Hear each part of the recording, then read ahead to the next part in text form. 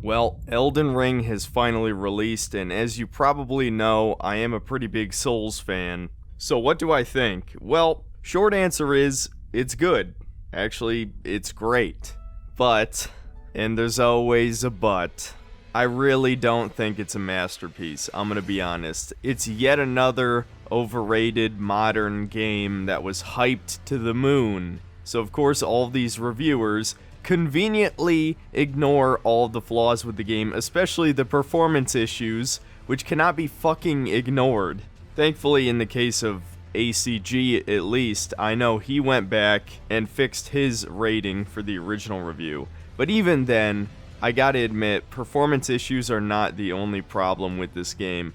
This is not going to be a properly structured review like some of my other ones because frankly I don't have time, and as a few of you might know, I was sick with norovirus over the last 4 days, so I haven't sunk a crazy amount of hours into the game. No, I just couldn't.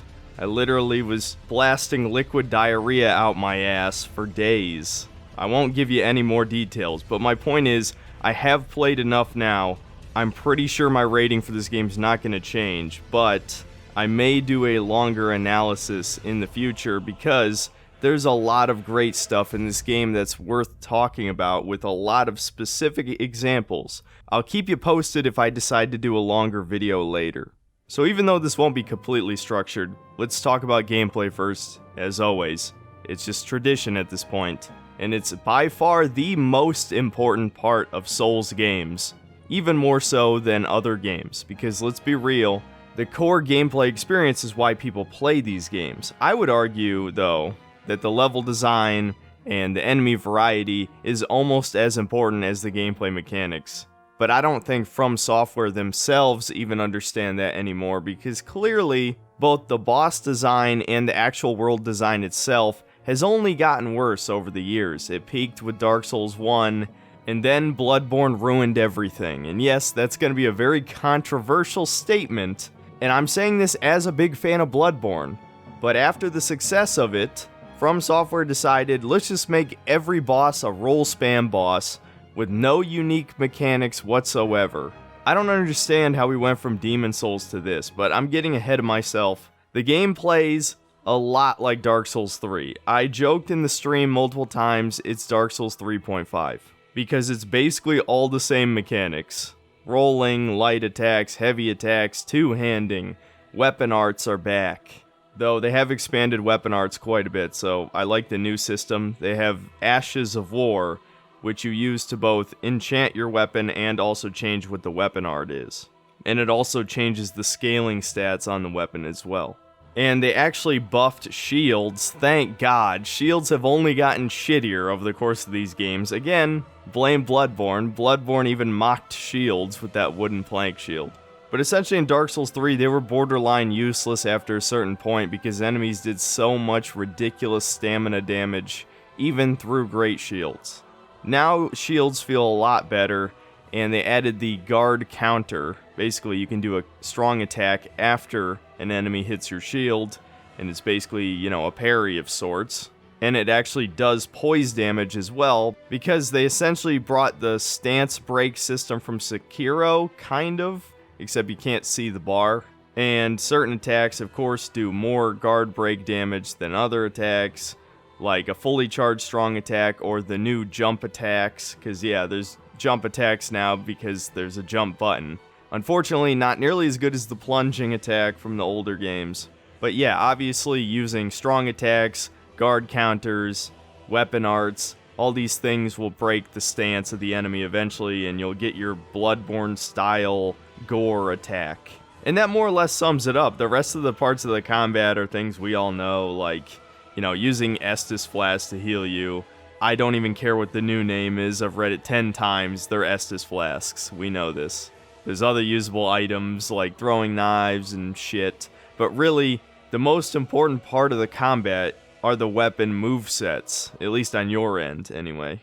I probably don't exactly have to explain why, because you've probably played a Souls game by now. But, choosing the weapon that you like the most is obviously a very important part of this game. And even different weapons in the same weapon class might have a different strong attack or a slightly different R1 string or a different weapon art, though in this game's case, again, the weapon art can just be changed with Ashes of War, so that doesn't matter as much, but the unique boss weapons have their own special weapon arts, and so on and so forth. So your weapon choice is extremely important.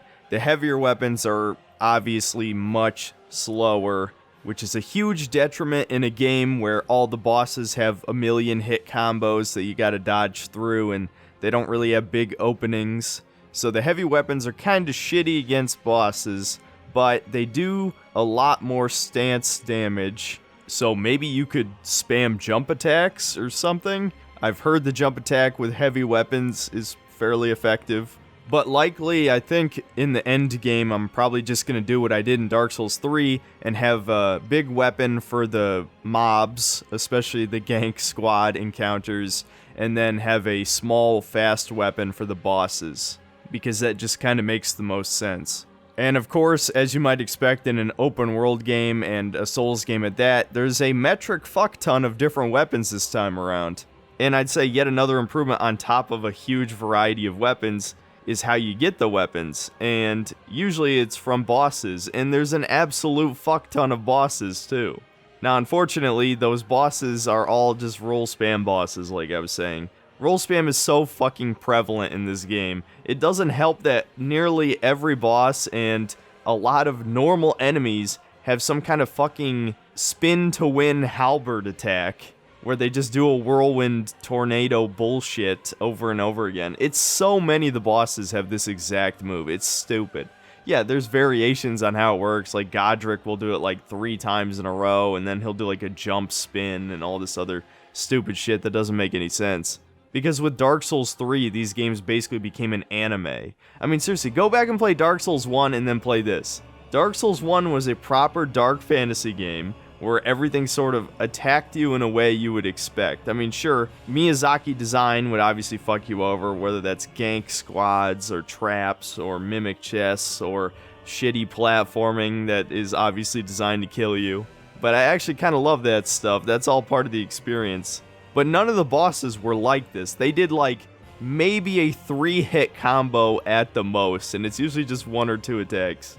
Now, every boss in this game is the fucking Nameless King, or Artorias, or the Abyss Watchers, or Slave Knight Gale even. Just whirlwind attack after whirlwind attack after whirlwind attack.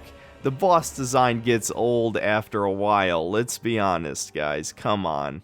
That's what I'm talking about, though. I mean, if you look at Demon Souls, okay, almost every boss had a unique gimmick, right? For example, the very first boss, Phalanx, it's a bunch of slimes with shields on it attached to some weird slimy thing with a glowy part in the center, and the slimes attach to the boss and detach and all kind of poke you with their spears, right?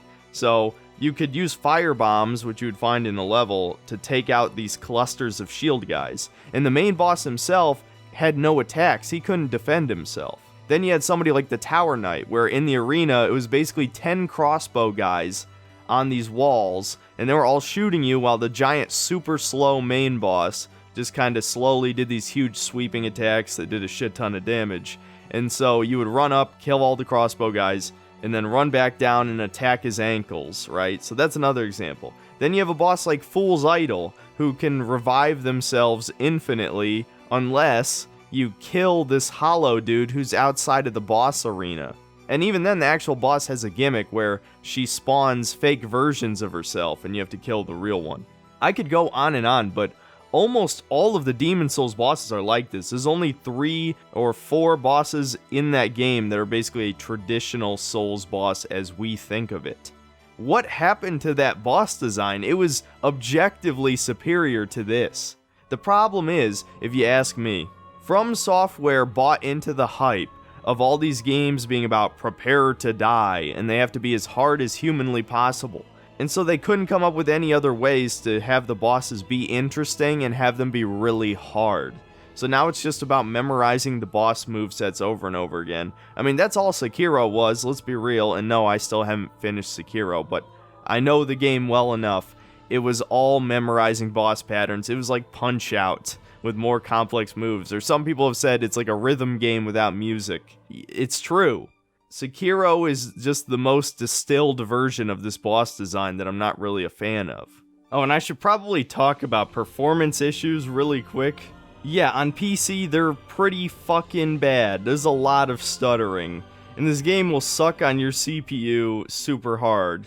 Especially, you know, if you have a lower end one. I couldn't even really record good footage with OBS, so I'm sure some of this video has very choppy footage. Like, I was trying to record it while streaming the Godric fight, so that kind of completely fucked up the footage. I didn't realize till afterward. But at least I beat Godric in 3 tries, so yeah, get fucked. In any case, the performance issues are very, very distracting. The constant stuttering in the open world is awful, and while I was recording, it only got worse. Luckily, it doesn't usually happen during boss fights or like in closed areas, but this game has issues. It's probably From Software's engine, because the graphics really aren't that impressive. At least from a technical standpoint, I guess. I mean, visually, the game looks very nice, and I always think aesthetics are more important, but there's no reason this game can't run on my PC just fine.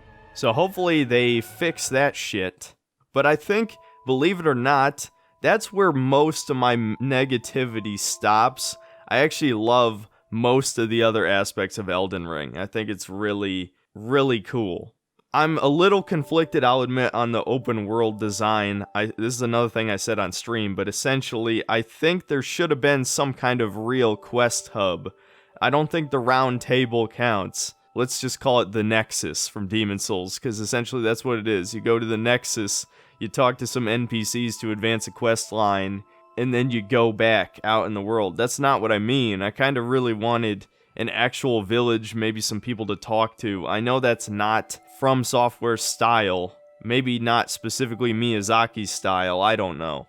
But I'm kind of tired of these melancholic dead worlds. It really hit me hard with Dark Souls 1. I think they executed that perfectly. But it's gotten less interesting with each entry. Even with how interesting Bloodborne's world was, and Bloodborne actually probably had more NPCs than most of these other games.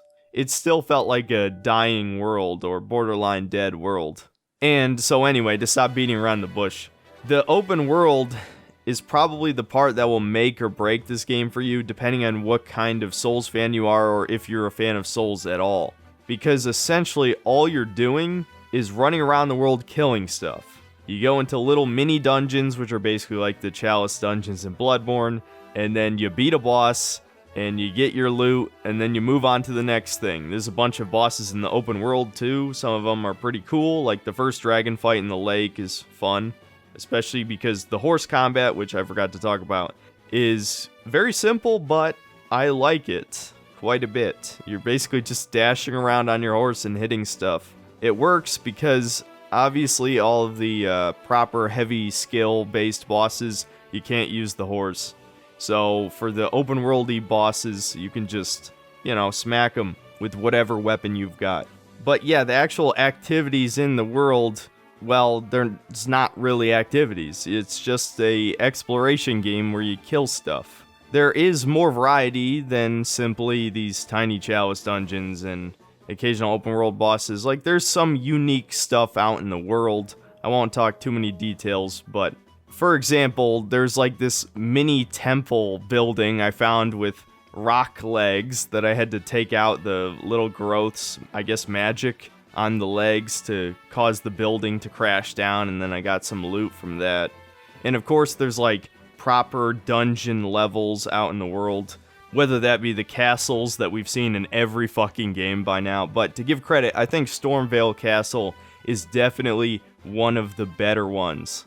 It was pretty huge. It felt like a proper castle and had some unique challenges in there, like the rows upon rows of ballistas and flamethrower spewing little turrets. And actually, that reminds me, I should probably talk about difficulty for a second.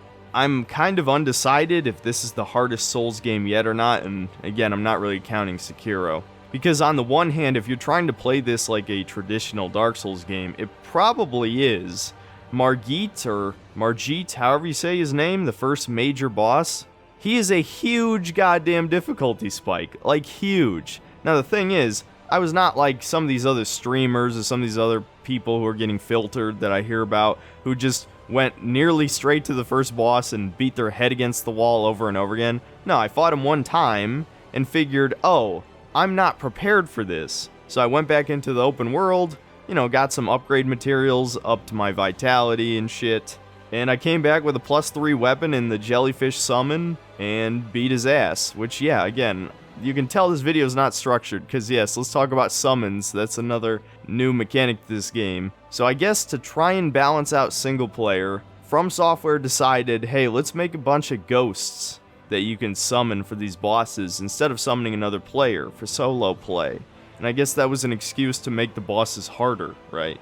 So, of course, these summons are all kinds of enemies that you fight in the game, and very early on you get a jellyfish that can poison people. Now, poison is an extremely effective debuff in this game. I don't know if it was always this good in the other games, and I never really tried, but no, I'm pretty sure in Elden Ring specifically, it seems like very, very few enemies are immune to poison, and so you can poison just about every boss. And I'm obviously recording this part a little bit later.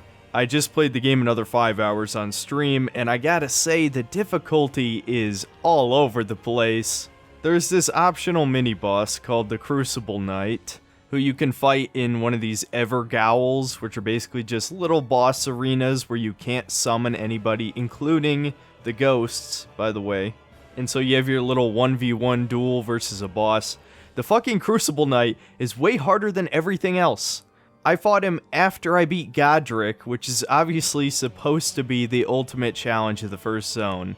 And he still beat my ass the first few times until I decided to just roll spam like a boss. And actually, I was surprised how much easier it was not to block at all. And people are saying parrying is probably the best way to fight this guy. Either way, I proved that all you need is dodging at the right timing and poking with a little stick. And so you have things like that boss, or, Margit, or Godric.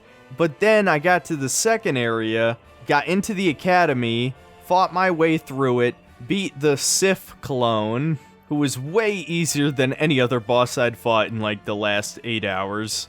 And then I fought the main boss, Renala, and beat her on the second try, despite the fact that she has 2 forms that you have to fight the first one again if you die. I don't know, it's just kind of weird. I guess from Margit and Godric, I expected some kind of difficulty spike from the rest of the academy. I can't say if the rest of the game is like this because, well, I haven't played any farther than the end of that stream. But I imagine Elden Ring's difficulty is going to be one of the weirder things I'm going to complain about. I never imagined that difficulty in Souls would get to this point. I imagine there'd be some challenges with an open world game and balancing that. But even so, something's not quite right with this game so far. I still have roughly half of the world to explore, so maybe it's more consistent than I'm giving it credit, but I'll have to see. Which, in general, again, this is another tangent I'm going off on, but this game has a very hybridized feel between Dark Souls and Bloodborne, at least in the lore and the environment and stuff. Now, I wouldn't say it's exactly straight down the middle, but it's probably more like 70% Dark Souls, 30% Bloodborne, since it's still, medieval times, obviously, instead of Gothic. But it has that grotesque factor to it, and mild spoilers here, it also has the eldritch factor to it. I'm sure if you played the game at all, you've seen those tentacle dudes with the beaks in the world. Well, obviously it goes deeper than that. If you look beneath Stormvale Castle, you'll get a pretty significant lore dump there. I won't say it here in case you haven't played that far, but then again, you're probably farther than me given when this review's gonna come out. But yeah, so obviously there's a bit of a twist to the nature of the world. I guess Miyazaki just likes H.P. Lovecraft. And maybe George R.R. Martin likes him too. And speaking of him, I'm not sure where his influence really comes into the game. I know he helped write the world, and there's one very obvious reference to Game of Thrones in here. Another minor spoiler here, but there's a colossal sword that you get from the southernmost boss in a little small castle that is a sword made of swords melted together. Yeah, it's basically just the Iron Throne if it was a giant sword. Kinda cool, actually. And if I had to have one other minor complaint about the game, I'd say they reused way too many enemies from the earlier games. Some people probably don't mind this, especially since most people don't even talk about enemy variety in video games, despite how important it is. But I've always praised the Souls games for just the sheer amount of enemies that are in them. There's always at least 50 different enemy types in these games, and in probably one or two of them, there's over 100. That is a lot of different enemies. Compare that to a Ubisoft game where there's only 5, maybe 10. I understand why they're reusing enemies, don't get me wrong. They've come up with everything by now.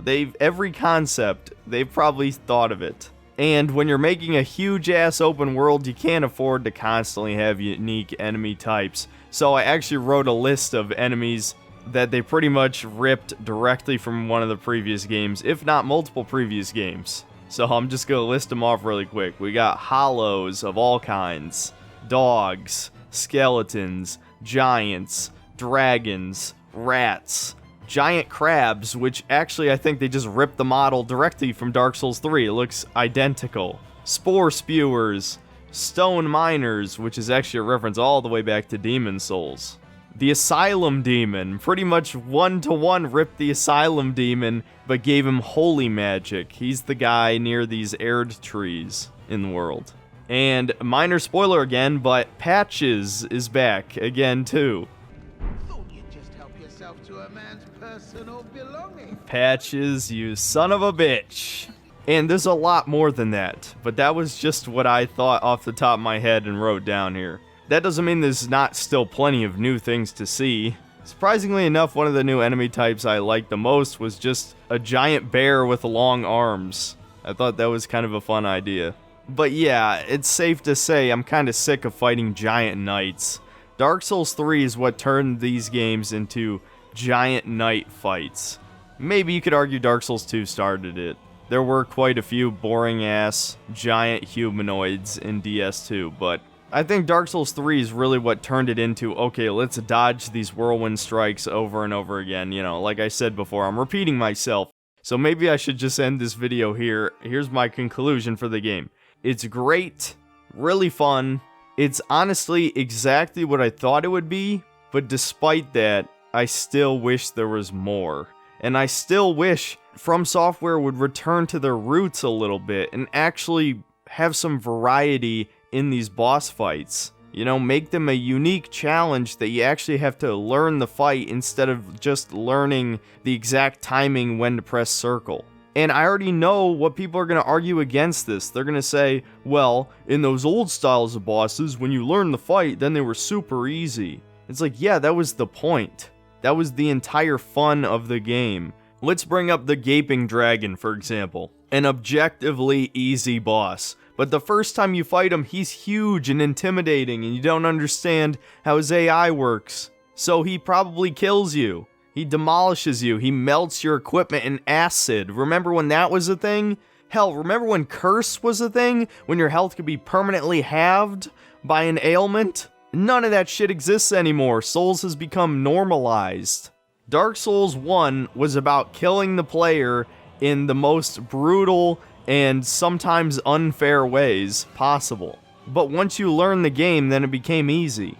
That was the whole appeal of Dark Souls to me. That's why it's one of my favorite games ever made.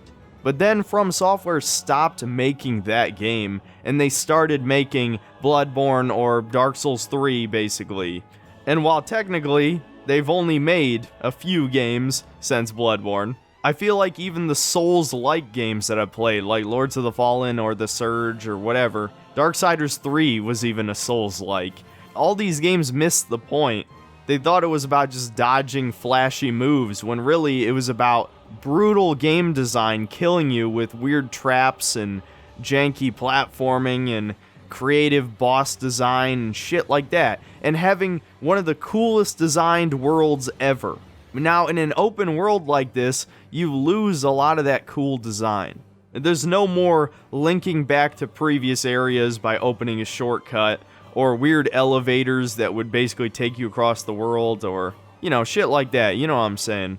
But all that being said, I still think Elden Ring does a really good job with what it's trying to be. It's just not what I want it to be. For some people, this is their masterpiece. This is exactly what they wanted because they love Dark Souls 3. There's people who've told me several times that Dark Souls 3 is their favorite one or Bloodborne's their favorite one. If you like those games, you'll love this one. But if Dark Souls 1 is your favorite, and it's your favorite for any of the reasons I listed, this game is going to probably slightly disappoint you. And yeah, that's about it. That sums up my thoughts. Thanks for watching. Do the things the algorithm likes. Check out my Patreon if you want to support me directly. My audio-only Horizon Forbidden West reviews on there because, well, I got norovirus as I was working on the video, and I honestly don't feel like finishing it. And I'm not going to have this end card be too long, but I do want to explain very briefly. Future content for the channel is going to be a little bit different for a while. Long story short, I'm sick of talking about shitty modern games. I know you guys want somebody to represent you and talk about the flaws of these games because everyone else is praising them, but I just can't do it anymore. I don't want to review games I hate because I have to waste so many hours doing it. With Elden Ring, I almost feel like the opposite, where despite all the flaws I just said, I really enjoyed this game and I don't want to rush through it. So I kind of hate that I have to make an impressions video like this, which is why I'm probably going to make an analysis video later that's maybe like an hour long or something. But yeah, I'm not going to do it anymore. I'm going to do like older games that I like or maybe some top 10s or something. I'll come back to modern games in a few months, but for now I think I'm just about done. So that's about it. I'll see you next time, guys.